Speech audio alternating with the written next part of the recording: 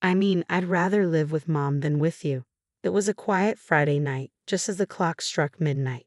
My husband, James, was engrossed in an online game in the living room while I was sitting at the dining table, working on some tasks I'd brought home. When James casually mentioned living separately, as if he were discussing the weather, I was stunned. Why? I asked, needing to understand his reasoning, especially since our marriage had been struggling lately. My name is Madison, I reminded myself. It was midnight on my 35th birthday, and I was in the middle of fertility treatments. James's sudden announcement felt like a bombshell, a cruel, unexpected birthday gift that left me completely speechless. Without taking his eyes off the game, James said, "You're 35 now, right? Even if you do get pregnant, it would be a high-risk pregnancy. I've given up on having kids with you. That's why I'm moving in with my mom." What? That doesn't make any sense. I shot back, baffled by the disconnect between giving up on children and his decision to live with his mother. James and I had gotten married the year before last. We initially planned to enjoy some time as newlyweds, but James was eager to start a family. As the youngest of three brothers, with each of his older brothers already married and having 3 kids each, James was often told by them that it's best to have children while you're young and energetic. Encouraged by this advice, we laughed it off and enthusiastically tried to start our own family, but a year passed without any success. At one point, James snapped, "You need to get this checked out." "Check what?" I asked, confused. "Find out why we're not having kids. There must be something wrong with you," he shouted. I was infuriated by his assumption, but I still went to see a gynecologist, just to be sure.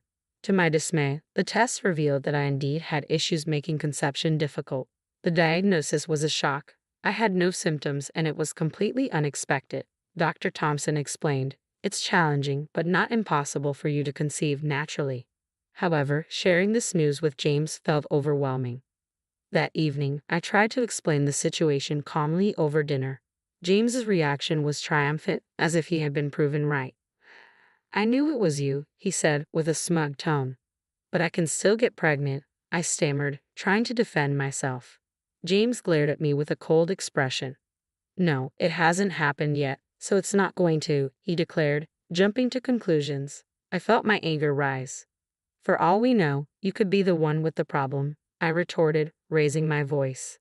James shouted back, "Madison, the results are clear, yet you still try to blame me. Unbelievable." In a fit of rage, he slammed his hands on the table, causing me to flinch. "You're just a failure who can't have kids," he spat before storming off to the bedroom. James's harsh words left me in tears as I cleaned up the dishes alone.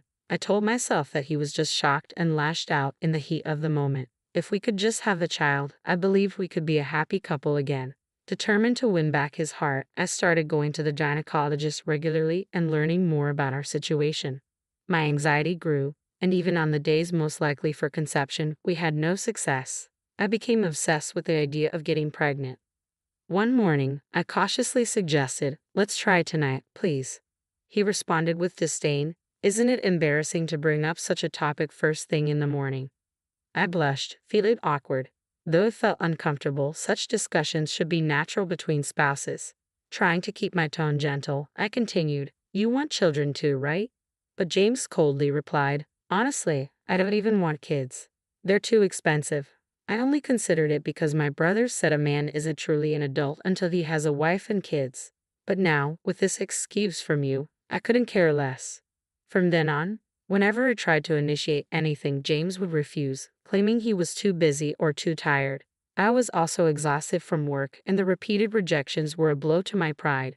Lately, James had become absorbed in online gaming, staying up late into the night. As a result, we hardly talked, let alone had any intimacy. It felt like James had lost interest not only in having children but in me as well. Despite everything, I continued to visit the gynecologist. I was taken aback by the sheer number of couples at the fertility clinic. The place was always bustling, and even with an appointment, a 2 to 3 hour wait was common. It was somewhat comforting to see so many couples facing the same struggles, all doing their best. Occasionally, I'd see couples leaving the doctor's office with tears of joy streaming down their faces. The wives, with still flat bellies, would gently touch their stomachs while their husbands walked closely beside them. I envied them deeply. I wanted a child too, hoping it would restore James's love and bring me happiness. I clung to the fragile hope that having a child would mend things, but I hit a roadblock when I learned that advancing to further treatments would require James to undergo tests. It might now be impossible. The walk back from the clinic always left me feeling desolate and on the verge of tears.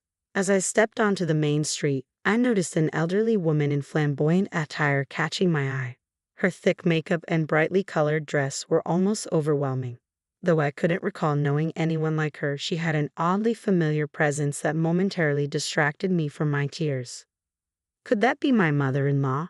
I wondered, staring in disbelief. Even though we live in the same city, we rarely cross paths, so she looked completely different from what I remembered. But the distinctive mole on her cheek was unmistakable. My mother-in-law was supposed to be a modestly dressed, typical grandmother, so her radical change in appearance was shocking. I quickly blended into the crowd, trying to avoid her notice. The truth is, my mother-in-law is quite a character, indulgent with herself yet harshly critical of others. She's notorious for hurling insults that most would find shocking. She showers her youngest son, James, with favoritism, treating her other children merely as financial resources.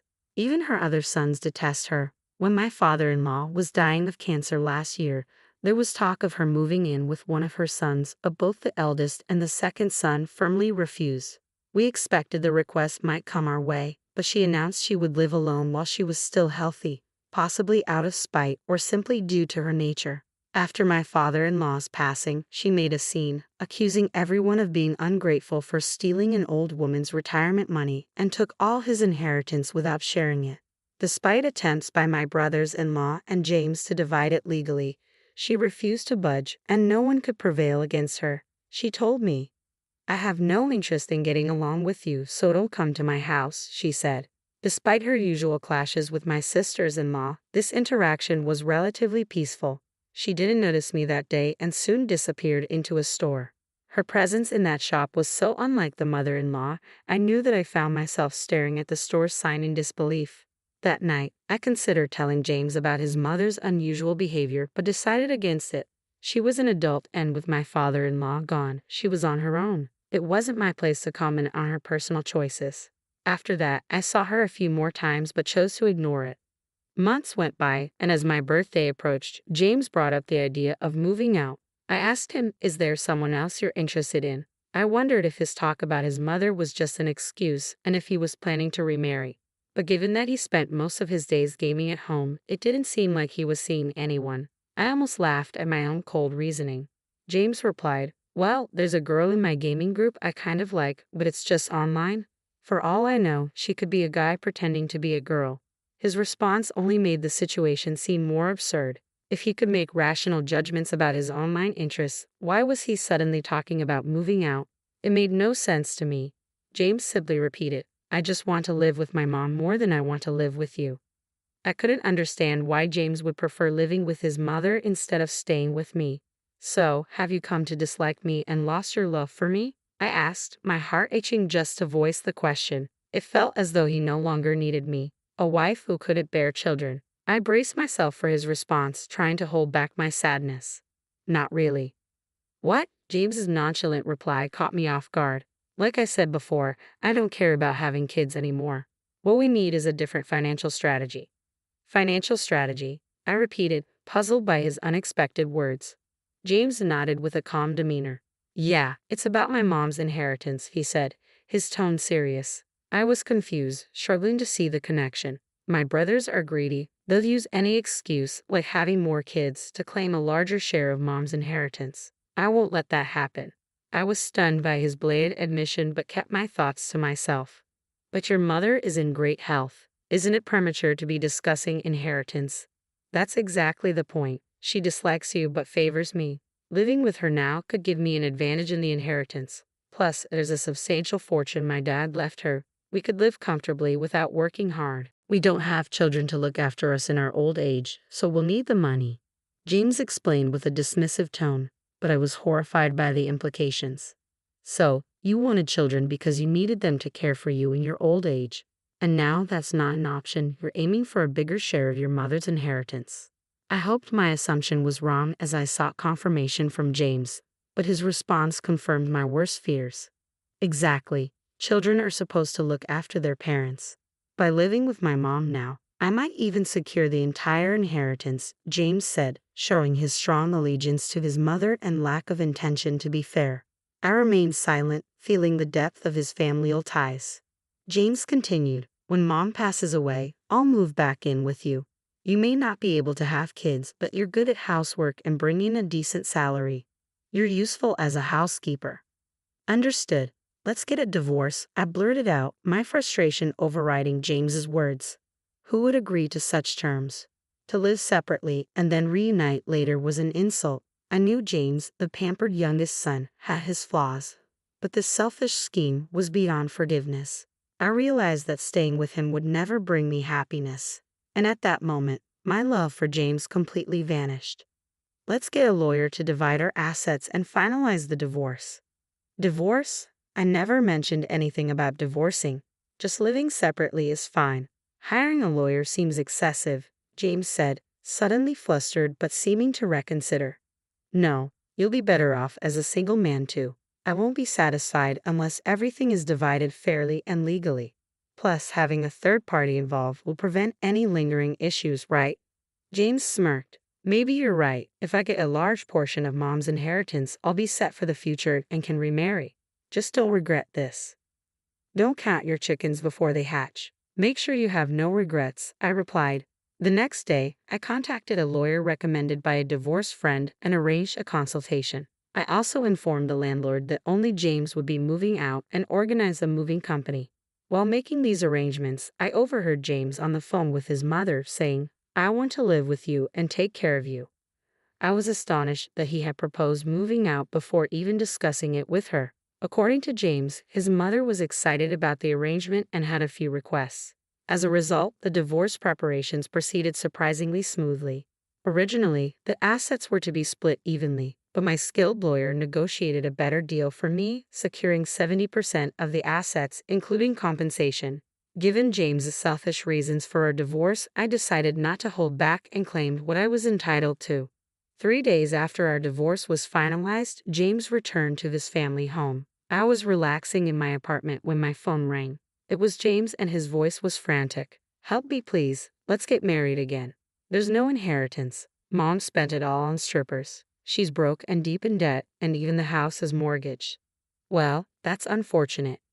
Your mom was really into those strip clubs," I said, struggling to suppress a chuckle. Just days earlier, I had seen my former mother-in-law heading into a strip club. Curious, I had checked the price list and was shocked by the figures. She had been frequenting the place for some time, clearly spending a fortune. With James becoming obsessed with online gaming and neglecting visits, she had fallen for a stripper and squandered not only my father-in-law's inheritance but also her own retirement savings, accumulating significant debt in the process. "Why didn't you tell me if you knew?" James demanded. "I don't criticize personal hobbies. I never stopped you from gaming, did I?" I shot back.